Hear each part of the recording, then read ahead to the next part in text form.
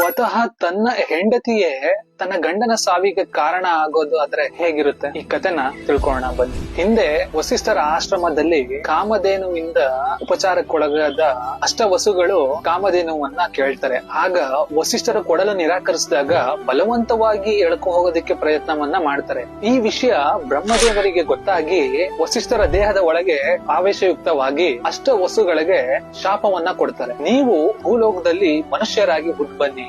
ಆಗ ವಸುಗಳೆಲ್ಲ ಪ್ರಾರ್ಥಿಸಿಕೊಂಡಾಗ, ಸರಿ ನೀವೇನೋ ಹುಟ್ಟಿದ ಕೂಡಲೇ ನಿಮ್ಮ ನಿಜ ಸ್ವರೂಪಕ್ಕೆ ವಾಪಸ್ ಬರ್ತೀರಾ, ಆದರೆ ಈ ಕೃತ್ಯಕ್ಕೆ ಪುಷ್ಟಿ ನೀಡಿದಂತಹ ದ್ಯುನಾಮಕ ಎಂಬ ವಸು ಮತ್ತೆ ಅವನ ಪತ್ನಿ ಮಾತ್ರ ಭೂಲೋಕದಲ್ಲಿ ಜನ್ಮವನ್ನು ತಾಳಿ ತನ್ನ ಗಂಡನ ಸಾವಿಗೆ ಅವಳೇ ಕಾರಣರಾಗ್ತಾಳೆ ಅಂತ ಬ್ರಹ್ಮದೇವರು ಹೇಳ್ಬಿಡ್ತಾರೆ. ಗಂಗೆಯ ಸಹಾಯದಿಂದ ಹುಟ್ಟಿದಂತಹ 7 ಜನ ವಸುಗಳು ಕೂಡ ವಾಪಸ್ಸು ತಮ್ಮ ಮೂಲ ರೂಪವನ್ನ ಸೇರ್ಕೊಂತಾರೆ. ಆದರೆ 8ನೇ ವಸುವಾದ ದ್ಯುನಾಮಕ ವಸು ಭೀಷ್ಮರಾಗಿ ಕುರುವಂಶವನ್ನು ಮುನ್ನಡೆಸೋದು ನಮ್ಗೆ ಗೊತ್ತಿದೆ. ಇಲ್ಲಿ ಚಿತ್ರವೀರ್ಯ ಮತ್ತು ವಿಚಿತ್ರ ವೀರ್ಯನ ಮದುವೆಗೋಸ್ಕರ ಸ್ವಯಂವರಕ್ಕೆ ಹೋಗಿದ್ದಾಗ ಭೀಷ್ಮರು ಅಂಬೆ, ಅಂಬಿಕೆ, ಅಂಬಾಲಿಕೆ ಅಂತ 3 ಜನ ಹುಡುಗಿಯರನ್ನ ಅಪಹರಿಸಿಕೊಂಡು ಬಂದಾಗ ಹಸ್ತಿನಾವತಿಯಲ್ಲಿ ಅಂಬೆಯು ನಾನು ಈ ರೀತಿ ಬ್ರಹ್ಮದತ್ತ ಅಂತ ರಾಜನನ್ನು ಪ್ರೀತಿಸುತ್ತಿದ್ದೇನೆ ಅಂತ ಹೇಳ್ತಾರೆ. ಭೀಷ್ಮ ಆಗ ಸಕಲ ಮರ್ಯಾದೆಗಳೊಂದಿಗೆ ಕಳಿಸ್ಕೊಡ್ತಾರೆ. ಬ್ರಹ್ಮದತ್ತ ಆಗ ನೀನು ಬೇರೊಬ್ಬರಿಂದ ಅಪಹರಿಸಲ್ಪಟ್ಟಿರುವೆ, ಆದ್ದರಿಂದ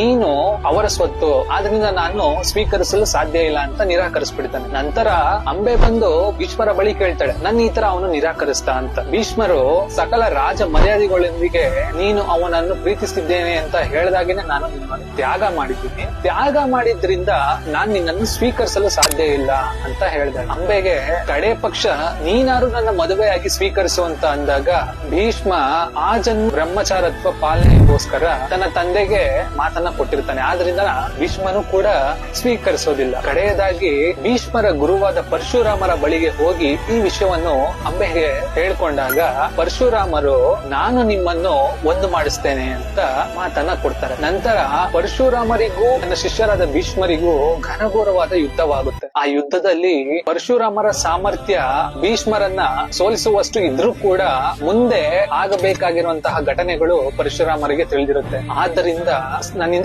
ಇದು ಸಾಧ್ಯವಾಗೋದಿಲ್ಲ ಅಂತ ಹೇಳಿ ಹೊರಟು ಹೋಗ್ಬಿಡ್ತಾರೆ. ನಂತರ ಅಂಬೆ ರುದ್ರದೇವರನ್ನ ತಪಸ್ಸು ಮಾಡಿ ನಾನು ಭೀಷ್ಮರ ಸಾವಿಗೆ ನಾನೇ ಕಾರಣವಾಗ್ಬೇಕು ಅಂತ ತಪಸ್ಸು ಮಾಡಿ ವರ ಪಡೆದಾಗ ಮುಂದೆ ಶಿಖಂಡಿನಿಯಾಗಿ ಹುಟ್ಟು ಬಂದು ಭೀಷ್ಮರ ಸಾವಿಗೆ ಕಾರಣವಾಗ್ತಾಳೆ. ಇಲ್ಲಿ ಪರಶುರಾಮರು ಮಾತು ಕೊಟ್ಟಿದ್ರಲ್ಲ, ಅದು ಏನಾಯ್ತು ಅಂತ ನೀವು ಕೇಳಬಹುದು. ಪರಶುರಾಮರು ಒಂದು ಮಾಡ್ತೀನಿ ಅಂತ ಹೇಳಿದ್ರು, ಆದರೆ ಇದೇ ಜನ್ಮದಲ್ಲ. ಮಹಾಭಾರತ ಯುದ್ಧ ಮುಗಿದು ಭೀಷ್ಮರು ಸತ್ತು ಸ್ವರ್ಗಕ್ಕೆ ಬಂದಾಗ ಪರಶುರಾಮರು ಮೂಲ ರೂಪದಲ್ಲಿ ಅವರನ್ನ ಮತ್ತೆ ಒಂದು ಮಾಡ್ತಾರೆ. ಇದು ಭಗವಂತನ ಸತ್ಯವಾಗ್ ಸತ್ಯ ಸಂಕಲ್ಪದ ಮಾತು. ಅವನು ಒಂದು ಸರಿ ಮಾತು ಕೊಟ್ಟ ಅಂತಂದ್ರೆ ಯಾವತ್ತೂ ಕೂಡ ತಪ್ಪಿಸೋದಿಲ್ಲ. ವಿಡಿಯೋ ಇಷ್ಟ ಆಗಿದ್ರೆ ಕಮೆಂಟ್ ಮಾಡಿ, ಲೈಕ್ ಮಾಡಿ, ಶೇರ್ ಮಾಡಿ. ಸಿಗೋಣ ಮುಂದಿನ ವಿಡಿಯೋದಲ್ಲಿ. ಜೈ ಶ್ರೀರಾಮ್, ಕೃಷ್ಣ ಅರ್ಪಣ.